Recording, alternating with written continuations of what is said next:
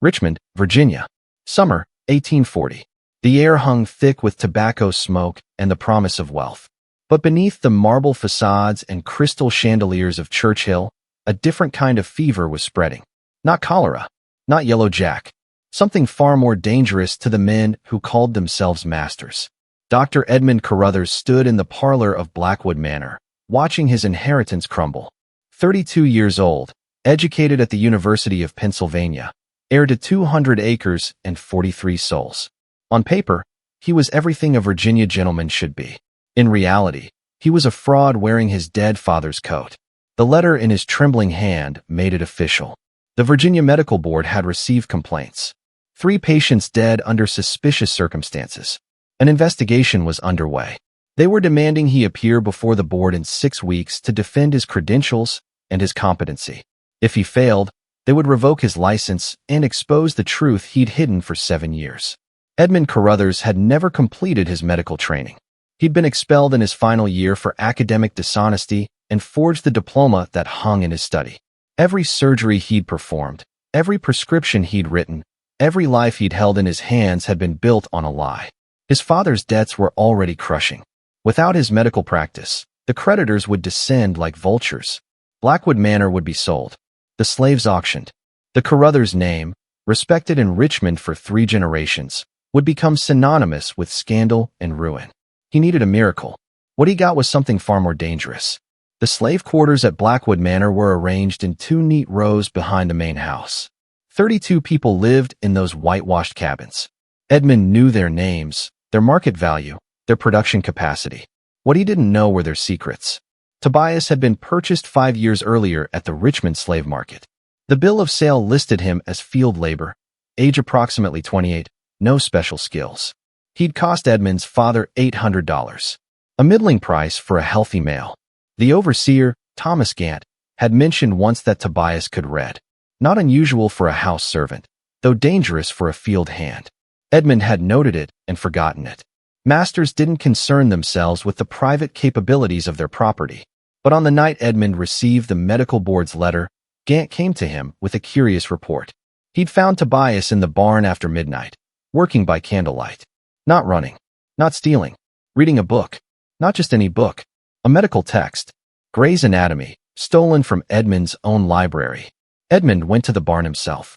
Found Tobias exactly where Gant said he'd be, the anatomy text open before him, his dark fingers tracing the illustrations of human musculature with the careful attention of a student. The proper response would have been punishment. 20 lashes for theft. Another 20 for the forbidden literacy. Instead, Edmund asked a question. How much do you understand? Tobias looked up, met his master's eyes for 3 full seconds before lowering his gaze. When he spoke, his voice carried an accent Edmund couldn't place. Educated. Precise. All of it, Master Carruthers. I understand all of it. The story Tobias told that night would have been impossible to believe if Edmund had been in any position to disbelieve it. Tobias had been born free in Philadelphia. His mother was a seamstress, his father a freedman who ran a boarding house. He'd been educated at a school for colored children, shown an aptitude for science, and at 15 had been taken on as an apprentice to a white physician named Dr. Samuel Morton. For 6 years, Tobias had learned medicine, not as a student, but as a shadow. He couldn't attend lectures or earn credentials, but Dr. Morton had taught him everything. Anatomy, pharmacology, surgery. By age 21, Tobias could diagnose and treat diseases that baffled lesser physicians. He'd assisted in amputations, set compound fractures, delivered breech births. Then Dr. Morton died, and his widow, needing money, sold everything, including the young colored man her husband had treated like a son. She'd sold him to a trader who brought him south, forged papers listing him as born enslaved in Virginia, and auctioned him to the highest bidder. For 5 years, Tobias had picked tobacco in Edmund's fields and kept his knowledge hidden, speaking only when spoken to, moving only as directed, playing the role his survival demanded, until desperation made him careless, until he couldn't resist stealing just one book, spending just one night remembering who he'd been before the auction block. Edmund asked him about the medical board complaints, described the symptoms, the treatments he'd prescribed, the outcomes. Tobias listened and diagnosed the errors immediately. Edmund had misidentified the diseases, prescribed the wrong medications, killed 3 people through ignorance masquerading as expertise. Could you pass the examination? Edmund asked. If you took it in my place? Tobias smiled. It wasn't a pleasant expression. I could teach the examination, Master Carruthers. But we both know I'll never sit for it. Edmund felt the weight of the moment like a physical thing. He was standing at a crossroads with only 2 paths: public ruin or private damnation, the law or the abyss. What if you could? Edmund asked quietly. Not officially, not in your own name. But what if you could practice medicine? Use everything you know? Tobias understood immediately. His expression didn't change, but something shifted in his eyes. Recognition. Calculation. At what price? Tobias asked. Help me keep my practice. Be my hidden partner. Diagnose my patients. Guide my treatments. Teach me enough to pass the board examination. In exchange, I'll give you something no master should ever give. Freedom. Eventually. But first, power. The power to heal. To save lives. To be what you were trained to be, even if no one can ever know it. It was a devil's bargain. They both knew it. But Tobias had been surviving on scraps of humanity for 5 years, and Edmund was drowning in his own inadequacy. I want it in writing, Tobias said. A contract. Hidden, but legal. Promising my manumission in 5 years if I fulfill my part. Edmund knew it was dangerous. Contracts with enslaved people had no legal standing. If discovered, it would be evidence of conspiracy, of threatening the social order. He could be prosecuted. Ruined. But ruin was coming anyway. Agreed, Edmund said. They shook hands in the barn that night. Master and slave. Fraud and physician. 2 men bound together by desperation and the terrible secret they would have to keep. The transformation began the next morning. Edmund announced that Tobias would be reassigned from field work to house service. He would assist Dr. Carruthers with his medical practice, maintain the office, prepare instruments. The story was thin, but believable enough. Wealthy physicians often trained their slaves for medical tasks. Thomas Gant, the overseer, objected. Tobias was valuable field labor. The tobacco needed harvesting. Edmund overruled him with the authority of ownership and the desperation of necessity. In private, the real work began. Edmund's office became their classroom and conspiracy. Tobias would review Edmund's case notes, identify the errors, provide the correct diagnoses and treatments. Edmund would memorize everything, practice the procedures, present himself to patients as the skilled physician he'd never been. At first, it was mechanical, professional.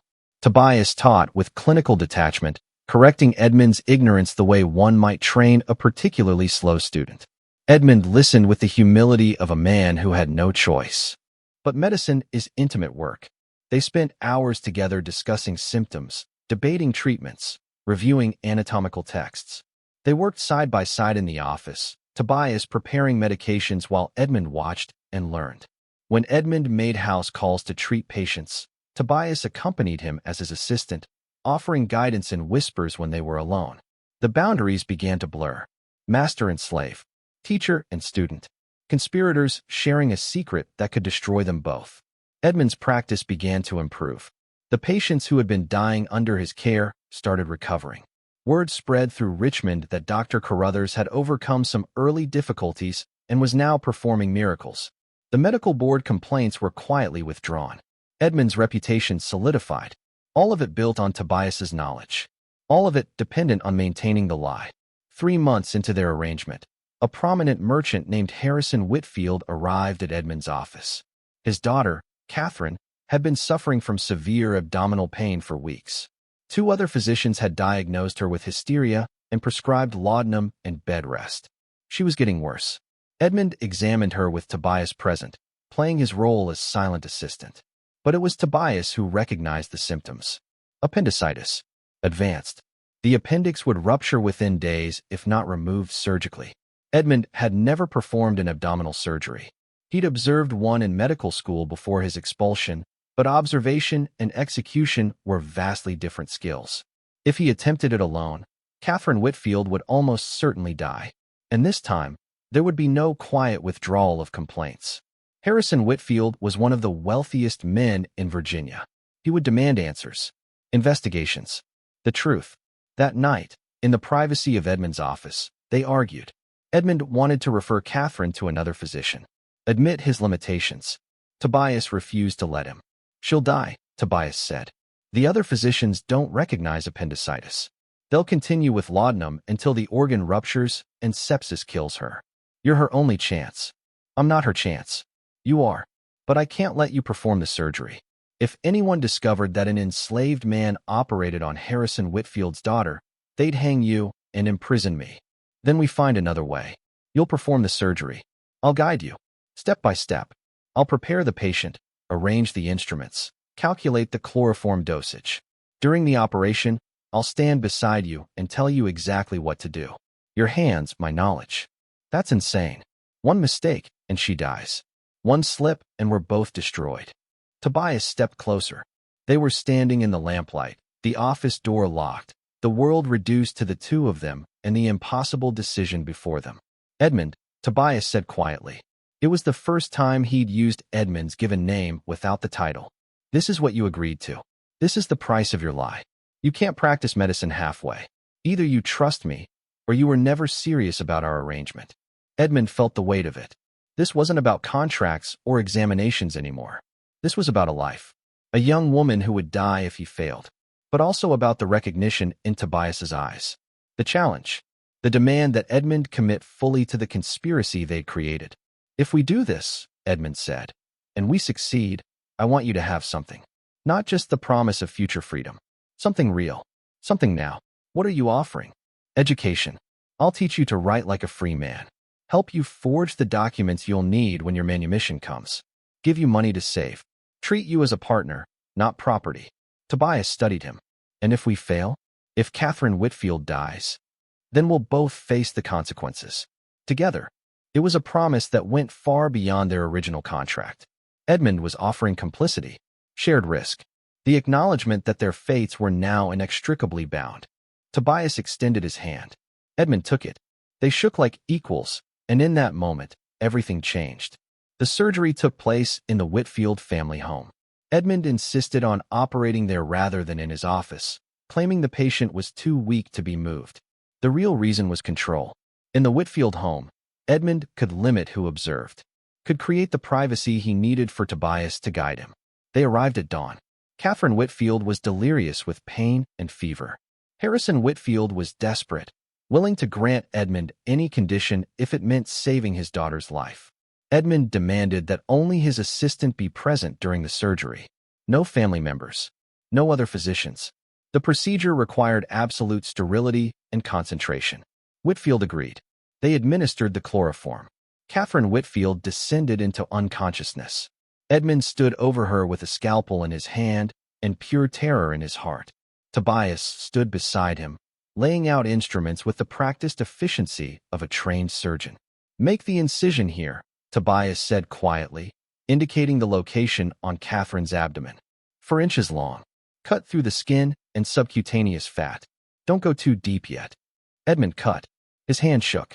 Tobias steadied it with his own hand over Edmund's wrist. The touch lasted only seconds, but Edmund felt the strength in it. The certainty. Good. Now deeper. Through the fascia. You'll see the muscle layer. Separate it bluntly. Don't cut it. They worked together. Edmund's hands performing the actions. Tobias's voice providing the map. It took 2 hours. The appendix was gangrenous, minutes from rupture. Tobias talked Edmund through the removal, the cleaning of the peritoneal cavity, the careful closing of each layer.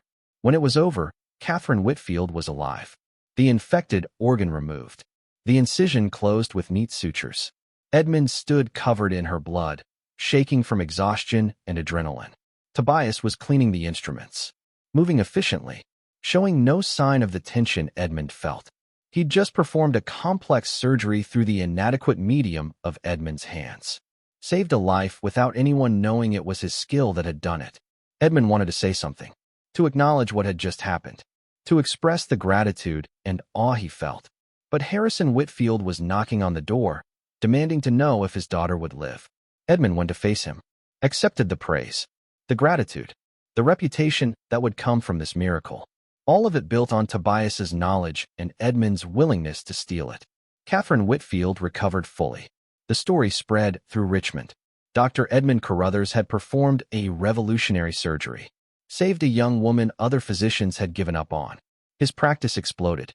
Wealthy families sought his services. The medical board sent a letter of commendation. And in the privacy of Edmund's office, late at night, Edmund sat across from Tobias and asked the question that had been haunting him. Do you hate me for taking credit for your work? Tobias considered it. I hate the world that makes it necessary. But you? No. You're the instrument I'm using to practice medicine. That's all this is. Mutual use. Is it? It feels like more than that now. Tobias met his eyes. It can't be more than that, Edmund. We both know how this ends. Either you keep your promise and free me in 5 years, or you break it and I remain your property forever. There's no other outcome. No middle ground where we're equals. What if there was? What if I freed you sooner? Gave you papers? Helped you leave Virginia and practice medicine in your own name in the North? Why would you do that? You need me. Your entire career depends on my knowledge. Edmund didn't have an answer. Not one he could speak aloud. Because the truth was complicated and dangerous. He admired Tobias. Depended on him. Had begun to think of him not as property, but as a partner. Perhaps even as something more than that. And that kind of thinking, in the antebellum South, was a poison that could kill them both. The crisis came 6 months into their partnership. A wealthy planter named Silas Hargrave arrived at Edmund's office with a demand, not a request. His son, Benjamin, had been thrown from a horse. The leg was badly broken, a compound fracture with bone protruding through skin. It needed to be set immediately or amputated to prevent gangrene. Hargrave wanted Edmund to save the leg. Would pay any price. Accept no alternative. His son was 17 years old, his only heir. An amputation would ruin the boy's prospects, damage the family name. Edmund had to fix it. Edmund examined Benjamin. The break was severe, but not impossible. With proper setting and surgical intervention, the leg could potentially be saved. But it would require a level of skill Edmund didn't possess. Tobias could do it. Edmund, even with guidance, might not be able to execute the delicate manipulation required. They debated it in private. Tobias argued that Edmund should attempt it with his guidance. Edmund wanted Tobias to perform it directly, with Edmund claiming credit afterward. Tobias refused. I won't do it, Tobias said flatly. If I perform the surgery and someone discovers it, we're both destroyed. You for allowing it. Me for the crime of practicing medicine as an enslaved man. They'd hang me and imprison you. I won't take that risk. But if I do it and fail, Benjamin Hargrave loses his leg. A 17-year-old boy crippled because I'm not good enough. Then you'd better be good enough. That's what you hired me for. To make you good enough. It was the first real conflict between them. Edmund realized, suddenly, that Tobias had been protecting himself all along. Teaching Edmund. Guiding him. But never directly performing the work. Always maintaining the boundary that kept him marginally safer. It was smart. Strategic.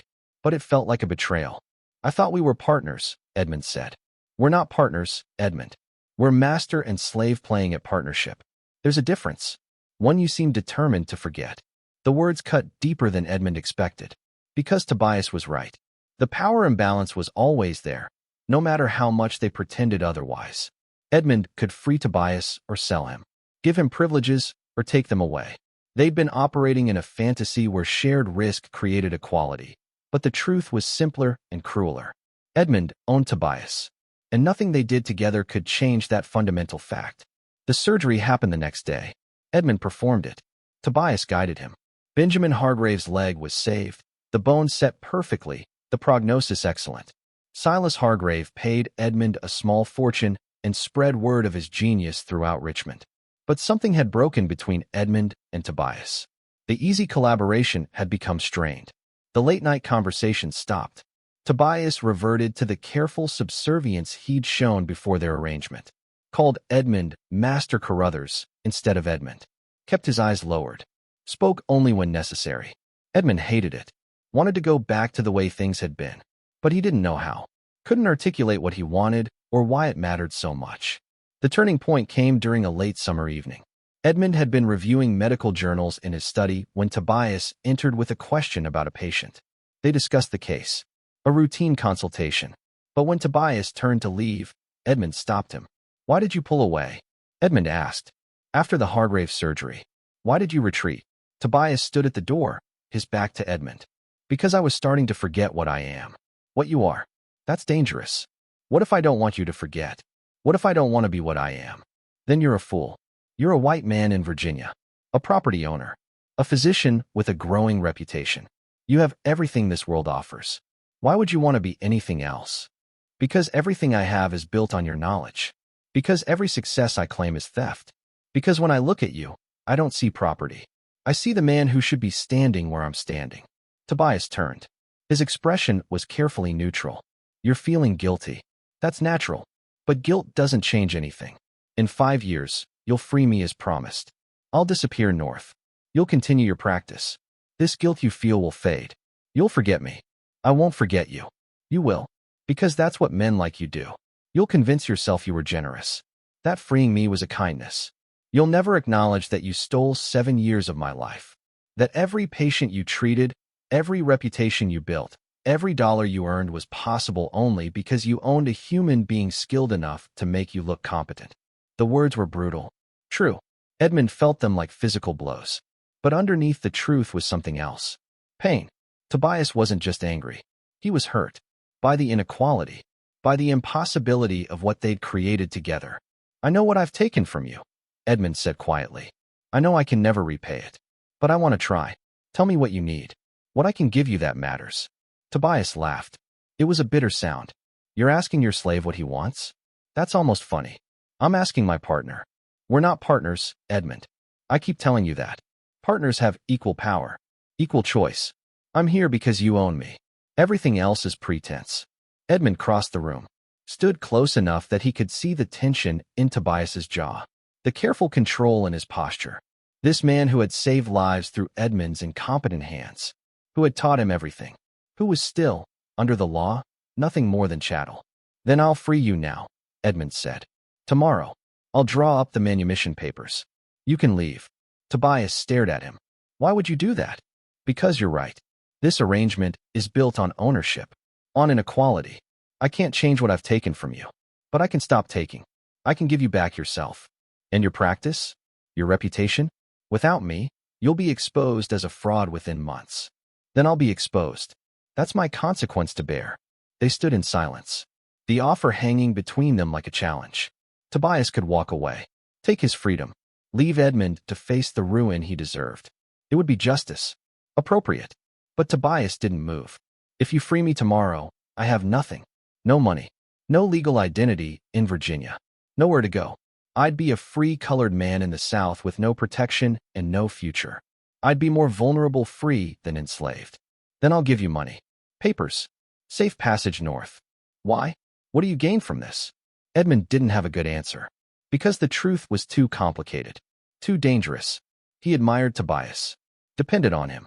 Cared about him in ways that defied the social order. Wanted him to be free not just from ownership, but from the necessity of pretending to be less than he was. I gain knowing I did the right thing, Edmund said finally. Even if it costs me everything. Tobias studied him for a long moment. Then, quietly, I don't want to leave yet. I want to finish what we started. Build your practice on solid ground. Teach you enough that you can function without me. Then, in 5 years as we agreed, I'll take my freedom. Why? Why stay if you don't have to? Because I'm not done practicing medicine. Because through you, I get to save lives. It's not ideal. It's not just. But it's more than I had before. I'll take the compromise until I can have the real thing. Edmund felt something shift in his chest. Relief. Gratitude. Something else he couldn't name. Then we continue. But on better terms. I'll give you more autonomy. More say in the decisions. Treat you as the physician you are, not the assistant you pretend to be. That's dangerous, Edmund. People will notice. Let them notice. I'm tired of pretending you're anything less than what you are. It was a declaration. Reckless and sincere. Tobias recognized it for what it was. Not quite confession, but close enough. You're going to get us both killed with this kind of thinking, Tobias said. But there was something softer in his voice. Almost affectionate. Probably, Edmund agreed. But I'd rather die honest than live a complete lie. The next crisis came from outside their partnership. Judge Cornelius Wade had been watching Edmund's rise with suspicion. Wade was a powerful man in Richmond, a vocal defender of slavery, and a believer in the natural inferiority of the African race. The idea that Edmund Carruthers, who'd been a mediocre physician at best, had suddenly become a miracle worker offended Wade's sense of order. He began investigating, asking questions, talking to patients, reviewing Edmund's case histories, looking for inconsistencies, for evidence of fraud. Thomas Gant, Edmund's overseer, came to him with a warning. Judge Wade had been to Blackwood Manor asking about Tobias, wanting to know why a field hand had been reassigned to assist with medical work, questioning whether Tobias had skills beyond what a slave should possess. Edmund felt the cold grip of fear. If Wade discovered the truth, both he and Tobias would be destroyed. Edmund would be prosecuted for fraud and for violating the laws against educating slaves. Tobias would be sold away, or worse, executed as an example. They needed to be more careful, pull back, return Tobias to the fields and in the partnership before it drew more attention. It was the smart move, the survival move. But Edmund couldn't do it, because over the past 8 months, something had fundamentally changed. He wasn't just dependent on Tobias's knowledge anymore. He valued his company, his intelligence. The partnership that had begun as exploitation had evolved into something approaching genuine collaboration, perhaps even friendship, though that word felt inadequate for the complexity of what existed between them. Tobias saw the fear in Edmund's face. "We end it now," he said. "I go back to the fields. You find a way to maintain your practice without me. It's the only safe option. I won't do that to you. I won't send you back to that life. You don't have a choice. If Wade exposes us, I'll be punished far worse than being returned to field labor. They'll make an example of me, probably kill me, and you'll be ruined. Our arrangement has run its course." Edmund felt panic rising, not just at the threat of exposure, but at the thought of losing Tobias, of going back to being alone in his fraud, of never again experiencing the intellectual intimacy of their late-night consultations. "There's another option," Edmund said. "We expose Wade instead. Find something he's hiding. Use it to protect ourselves." "That's insane. Wade is untouchable. A judge, wealthy, connected. Everyone has secrets. Help me find his." The investigation took 2 weeks. Edmund used his social connections, his access to wealthy homes as a physician. He asked careful questions, observed, listened. Tobias used his network in the slave community, the invisible infrastructure of people who saw everything their masters did and traded information as currency. What they discovered was explosive. Judge Cornelius Wade had a mistress, not unusual for a wealthy man. But this mistress was a free woman of color named Marie Duchamp, and Wade had been conducting the affair for 7 years, fathering 2 children with her, supporting them financially while publicly advocating for the harshest possible slave codes. It was hypocrisy of the highest order. If exposed, Wade would be socially destroyed, his judgeship threatened, his reputation annihilated. The revelation would be particularly damaging because Wade had been so vocal about racial purity, about the necessity of maintaining strict boundaries between white and black populations. Edmund and Tobias debated using the information. It was blackmail, morally questionable, dangerous, but Wade was closing in on them. They were running out of time. Tobias made the decision. Use it. Threaten him. Make it clear that if he continues investigating you, this information becomes public. Give him no choice but to back away. Edmund arranged a private meeting with Judge Wade, laid out what he knew, presented the evidence carefully gathered, made the threat explicit. Wade's face went through a progression of emotions: shock, rage, calculation, defeat. "You're blackmailing an officer of the court," Wade said coldly. "I'm protecting myself and my practice from a baseless investigation. If you leave me alone, your secret remains safe. If you continue, Richmond society learns exactly what kind of man you really are." Wade's hands were shaking. "This is treason against your own race. Protecting yourself by threatening to expose a white man's private affairs. This is survival, Judge Wade. Something I suspect you understand quite well." Wade left the meeting in silence. The investigation stopped. Edmund's practice continued unmolested. The threat had worked. But that night, alone in his office with Tobias, Edmund felt the weight of what they'd done.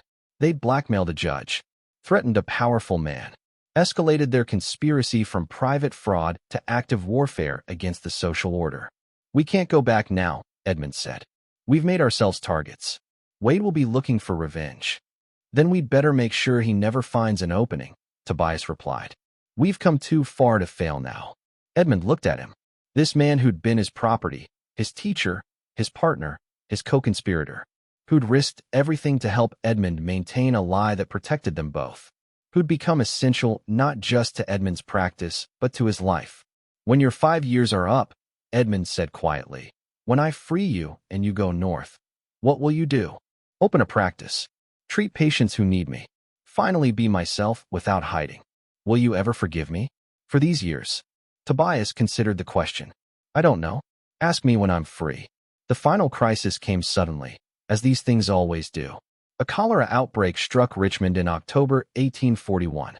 The disease swept through the city indiscriminately. Rich and poor, white and black, master and slave. The death toll climbed daily. Physicians were overwhelmed. Edmund's practice became a battlefield. He and Tobias worked around the clock, treating patients, trying to slow the disease, save as many as possible. The partnership they'd built operated at peak efficiency. Edmund diagnosed with the knowledge Tobias had given him. Tobias prepared medications, advised on treatments, worked beside Edmund as if they truly were equals. For a few weeks, in the chaos of the epidemic, the normal social boundaries dissolved. No one questioned why Edmund's slave assistant seemed so knowledgeable. No one cared that Tobias spoke with authority, made decisions, functioned as a physician in everything but name. They were too busy trying to survive. But epidemics end. Survivors recover. Society reasserts itself.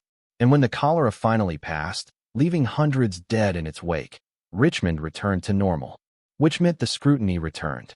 Judge Wade, who'd been watching and waiting for his opportunity, found it. During the epidemic, multiple witnesses had observed Tobias treating patients independently, making diagnoses, prescribing medications, acting as a physician, all illegal, all evidence of the conspiracy Wade had suspected.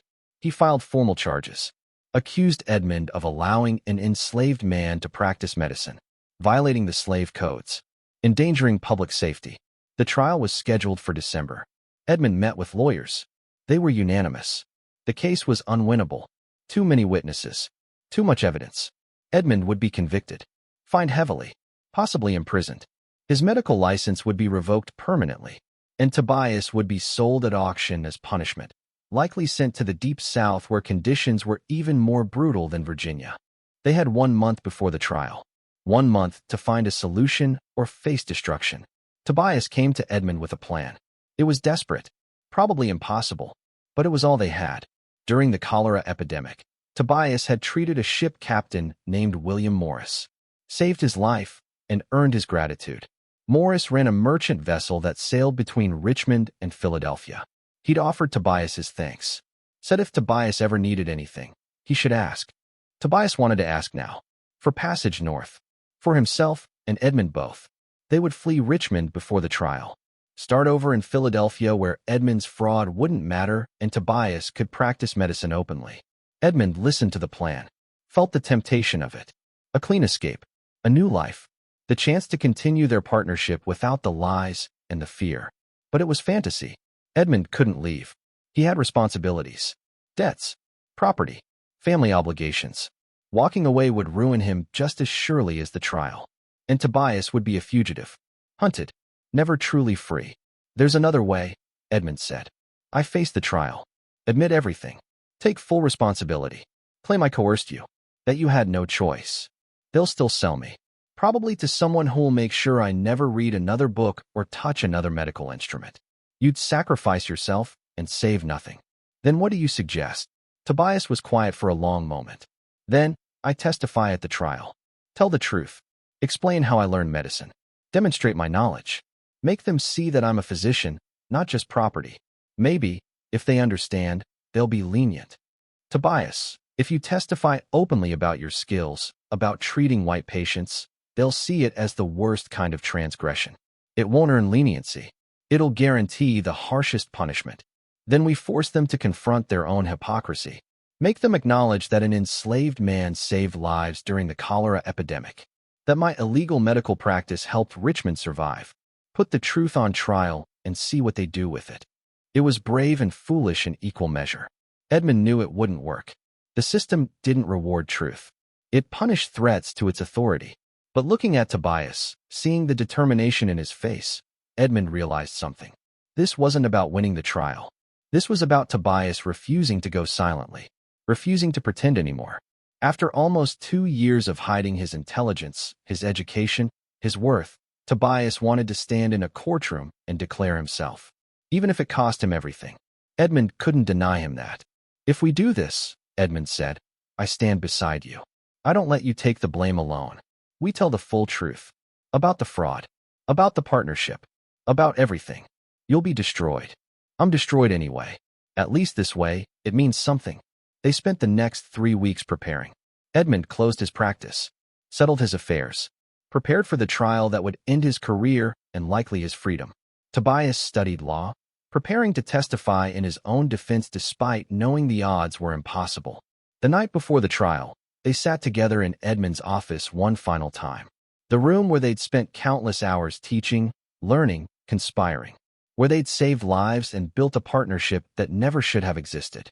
"I should have freed you the moment you told me the truth," Edmund said. 2 years ago, I should have given you papers and money and sent you north. Instead, I used you. Convinced myself it was partnership when it was just exploitation with better manners." Tobias didn't argue. "You're not wrong. But I made choices too. I could have refused. Risked punishment. Instead, I compromised. Told myself that practicing medicine through you was better than not practicing at all. We're both complicit in what happened. Will you ever practice medicine again? After this? I don't know. Depends on where they send me. Who buys me? Whether I survive long enough to matter."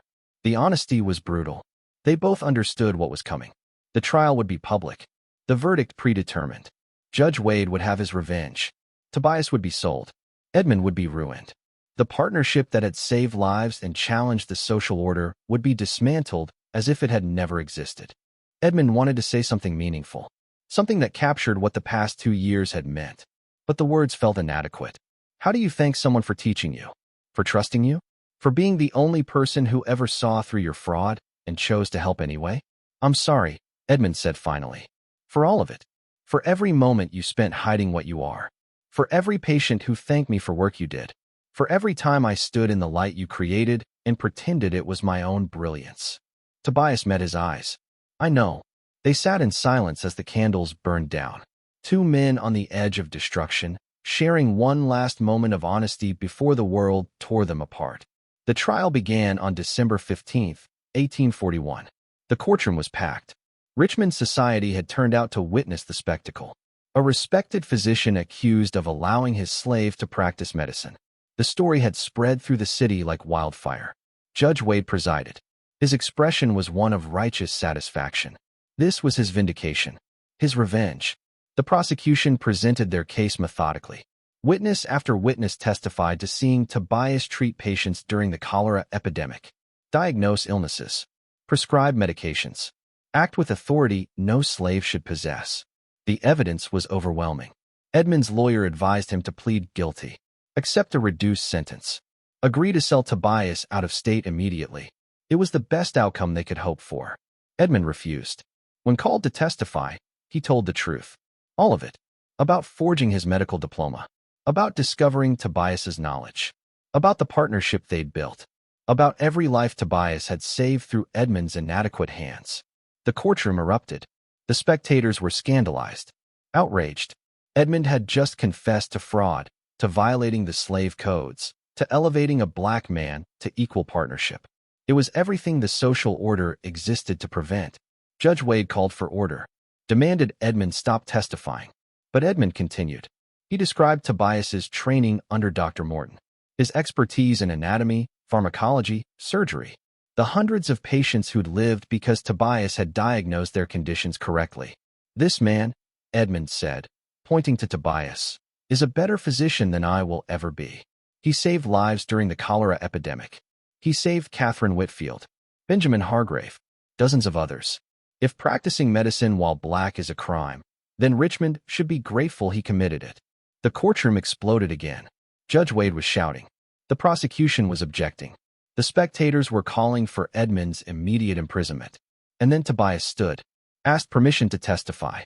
Judge Wade tried to refuse, but the crowd wanted to hear what the slave had to say, wanted to witness his presumption. his certain humiliation. Tobias took the stand, spoke clearly, precisely, described his education, his work with Dr. Morton, the 6 years of training that had made him a physician in every way except legal recognition. He answered questions about anatomy, about diseases, about surgical procedures, demonstrated knowledge that stunned even the physicians in the courtroom. I saved lives in this city, Tobias said. Not because I'm special, but because I was trained properly. Because Dr. Morton saw potential in me and cultivated it. Because I love medicine and devoted myself to learning it. The law says I can't be a physician because of the color of my skin. But knowledge doesn't see color. Disease doesn't see color. When Richmond was dying of cholera, race didn't matter. Survival did. And I helped people survive. It was a remarkable moment. A slave standing in a Virginia courtroom, declaring his own worth, his own humanity, challenging the fundamental assumptions of the society that enslaved him. Judge Wade recovered his composure, called for the defense to rest, prepared to deliver the verdict everyone expected. Guilty on all counts. Maximum penalties. An example to warn others against such transgressions. But before he could speak, something unexpected happened.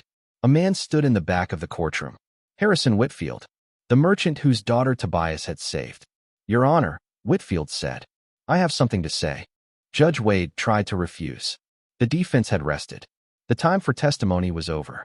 But Whitfield was a powerful man, a major donor to political campaigns, a man whose voice carried weight.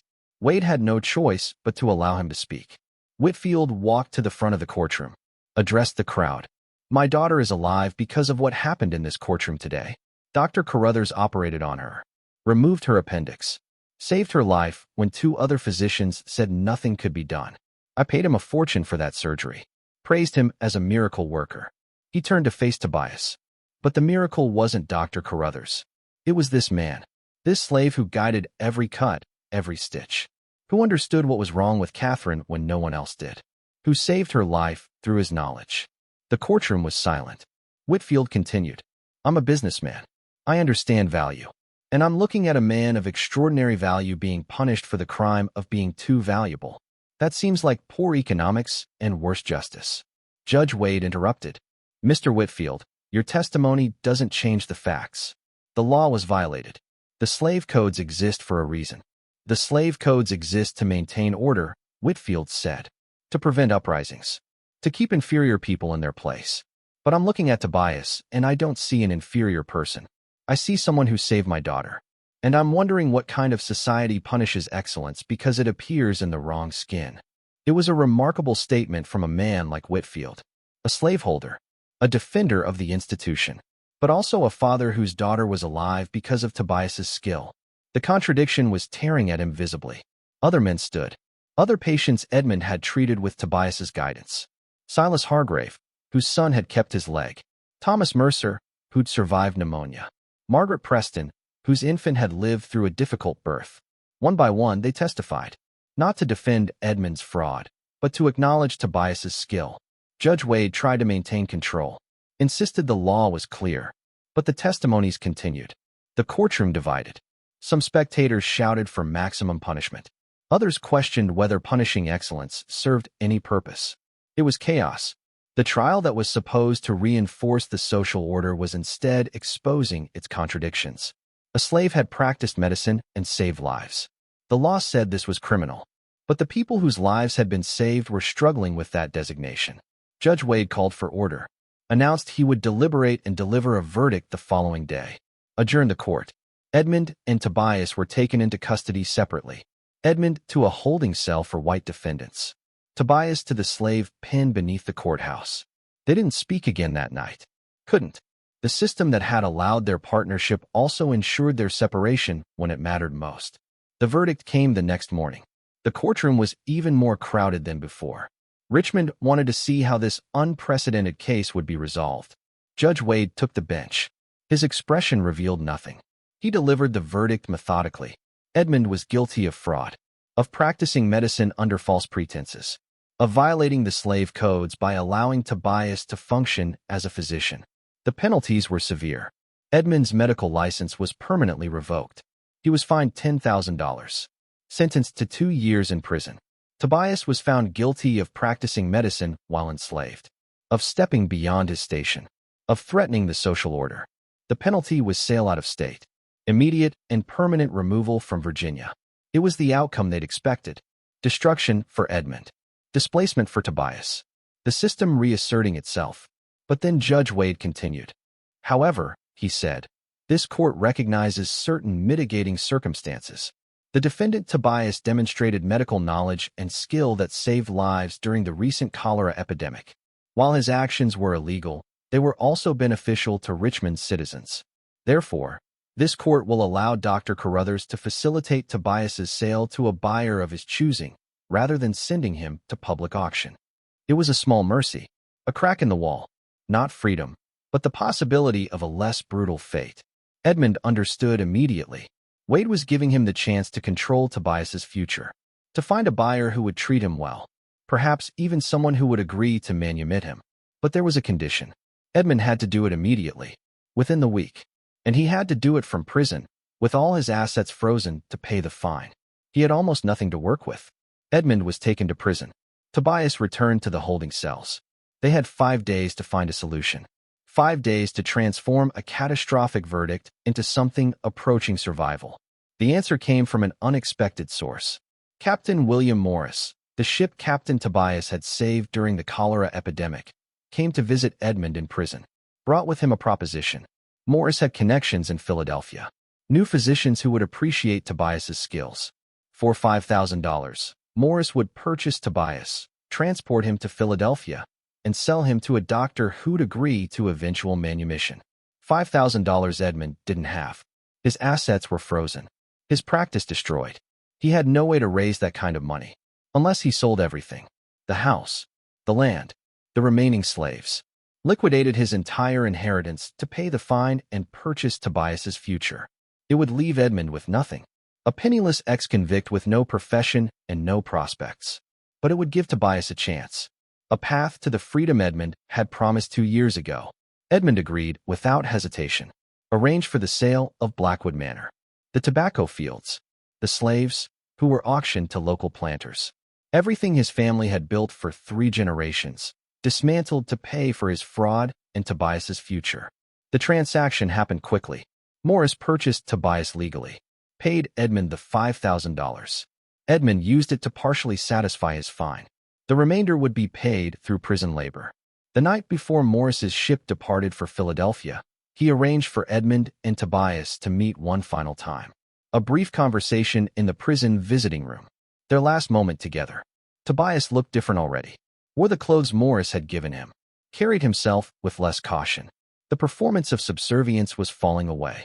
In Philadelphia, he'd be able to stop pretending. Resume his real identity. Morris says there's a physician in Philadelphia who'll take me on, Tobias said. Dr. James Hamilton. He treats colored patients. Needs an assistant with medical training. After 3 years of service, he'll grant manumission. I'll be free. Edmund felt relief and grief in equal measure.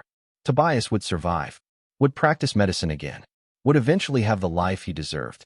But Edmund would never see it. Would spend 2 years in prison and emerge to nothing. No home. No profession. No future. I'm glad, Edmund said. This is what should have happened 2 years ago. You getting the chance to be what you are. What will you do? After prison. Edmund hadn't thought that far ahead. I don't know. Find work somehow. Start over. Pay for what I did. You paid already. You gave up everything. I gave up things I had no right to keep. That's not payment. That's returning stolen goods. Tobias studied him. You could come to Philadelphia. After you're released. There's work there for men willing to start over. No one knows your history. You could build something new. It was an offer. Maybe more than that. The possibility of continuation. Not the partnership they'd had, but something else. Friendship between equals. The chance to know each other without the weight of ownership between them. I'd like that, Edmund said. If you'll have me. I'll have you. But not as a master. Not as a partner. As a friend. Someone who understands what we did together. What it cost. What it meant. Edmund extended his hand. Tobias took it. They shook like the equals they'd pretended to be and might actually become. The guard announced the end of visiting hours. Their time was over. Tobias turned to leave. Stopped at the door. Looked back. Edmund. Thank you. For the fraud, for the partnership, for the ending. All of it. Thank you. Then he was gone. walking toward the ship that would take him to Philadelphia, to Dr. Hamilton, to 3 years of service and then freedom, to the life he should have had all along. Edmund stood alone in the visiting room. Everything he'd owned was gone, his reputation destroyed, his future uncertain. But for the first time in 2 years, the weight of the lie was lifted. He'd paid for his fraud, given Tobias the chance he deserved, failed honorably instead of succeeding dishonestly. It would have to be enough. 2 years later, Edmund was released from prison. He emerged with nothing. No money, no prospects, no connections, just a name associated with scandal and a past he couldn't escape. Richmond wanted nothing to do with him. The families he'd treated as a physician now crossed the street to avoid him. He worked odd jobs, laborer, clerk, whatever he could find, saved every penny. And after 8 months, he had enough for passage north, to Philadelphia, to the possibility Tobias had offered in that final conversation. He arrived in Philadelphia in autumn 1844, found Dr. Hamilton's practice in a modest building on the edge of the colored district, walked in without announcement, found Tobias inside, treating a patient, diagnosing with authority, moving with confidence, finally being the physician he'd always been. Tobias looked up, saw Edmund. His expression shifted through surprise, calculation, recognition, then something that might have been a smile. "Dr. Hamilton," Tobias called. "We have a visitor." An old friend. Dr. Hamilton came out from the back office. An elderly white man with kind eyes. Looked at Edmund with curiosity.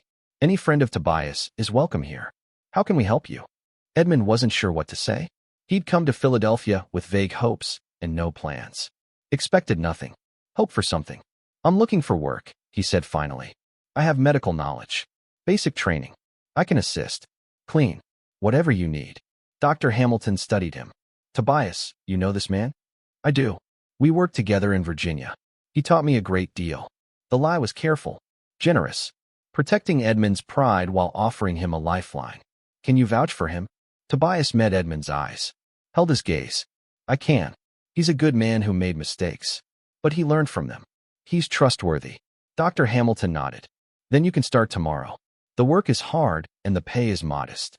But if you're willing, we can use another pair of hands." It was more than Edmund had hoped for. A job, a purpose, the chance to work alongside Tobias again, but this time without the lies, without the ownership, as colleagues, maybe even as friends. "I'm willing," Edmund said. That night, after the practice closed, Edmund and Tobias walked through Philadelphia together. The city was different from Richmond. Freer, more complicated. The North had its own prejudices, its own hierarchies, but the suffocating weight of slavery was absent.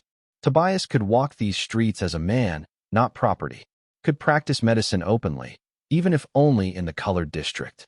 "Dr. Hamilton will grant my manumission in 6 months, Tobias said. "I've served the 3 years. After that, I'll be fully free. Legal. Protected." "What will you do then?" "Open my own practice. Treat patients who need me. Continue the work I was trained for. Finally live the life I should have had." He paused. "You could stay? Work with me. We were good together once. Could be again." Edmund felt the weight of the offer, the generosity of it. After everything he'd taken from Tobias, every theft and exploitation, Tobias was offering partnership again. Real partnership this time. Between equals. "I'd like that," Edmund said. "But only if you want it. Not out of obligation or gratitude. I won't accept charity disguised as collaboration." Tobias smiled. "It's not charity. You learn well. You're not the fraud you were when we met. You're a competent physician now.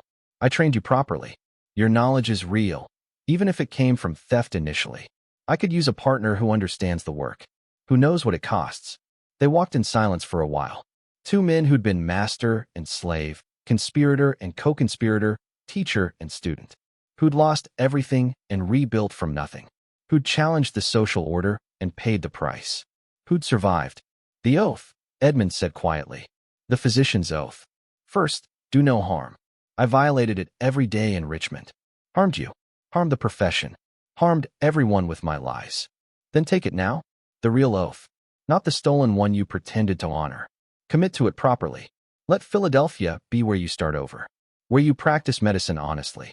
It was an offer of redemption, not complete, not perfect, but real. Edmund felt the weight of it, the possibility of becoming what he'd pretended to be, of earning the title he'd stolen. of working beside Tobias not as master and slave, but as true partners. "I will," Edmund said. "I'll take the oath. I'll earn it this time. I promise you that." Tobias extended his hand. Edmund took it. They shook like colleagues, like friends, like two men who'd traveled through darkness together and emerged into uncertain light. The partnership that began in theft and exploitation had transformed into something else. Not redemption exactly. The past couldn't be erased. But continuation, growth, the possibility of honesty after years of lies, of equality after ownership, of friendship after betrayal. It would have to be enough. And perhaps, in time, it would be everything. The truth of the antebellum South was always more shocking than the fiction. Behind every grand plantation and every respectable fortune lay secrets that challenged the very foundations of the society built on slavery. Tobias and Edmund's story was one of thousands that never made it into the history books. Stories of forbidden knowledge and dangerous partnerships, of enslaved people whose brilliance was suppressed and stolen, of white accomplices who chose complicity over courage and occasionally chose differently. The surgeon's stolen oath reminds us that the institution of slavery didn't just brutalize bodies. It corrupted souls. It forced good people into impossible choices and turned moral compromises into survival strategies. It created a world where a man with the skill to save lives was reduced to property, while a fraud could claim credit for miracles he didn't perform. But it also reminds us that human connection can transcend even the most brutal systems. That partnership, however complicated and morally compromised, can create space for dignity. That freedom, when it finally comes, is precious precisely because of what it cost to achieve. If this story of forbidden knowledge and ultimate survival moved you, please take a moment to subscribe. Your support helps us uncover more of the forbidden history that the textbooks left out. Click the bell to ensure you don't miss the next dark secret hidden in America's past. Because the truth, however uncomfortable, deserves to be told, and remembered, and learned from. Until next time, remember, history isn't just what's written in official records.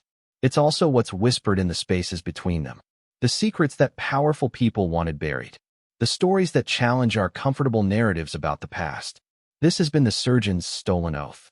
Thank you for listening.